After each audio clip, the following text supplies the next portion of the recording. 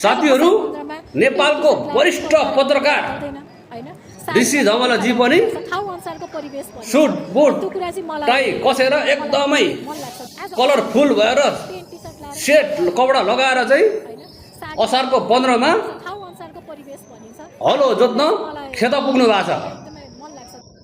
अनि साथसाथै उहाँको श्रीमती नायिका जीवनी साडी चोला लगाएर चाहिँ पुरा ब्रान्डेड साडी चोला लगाएर खेतमा धान रोप्नु जानु भएको छ। मैले झुट बोलेको हैन साथीहरु, यो भिडियोमा हेर्नुस् त। अब नेपालको कलाकार, नेपालको पत्रकार नेताहरूलाई खेत रोप्नको लागि असार 15 मनाउनको लागि असार 15 कुर्नु पर्दो रहेछ। त्यो पनि किसान जस्तो भएर हैन, पत्रकार जस्तो भएर, नायिका जस्तो भएर हिलोमा धान रोप्न गएर चमत्कार देखाउने, जादु देखाउने, तमासा देखाउने काम हुँदो रहेछ है। ल हेर्नु साथीहरु।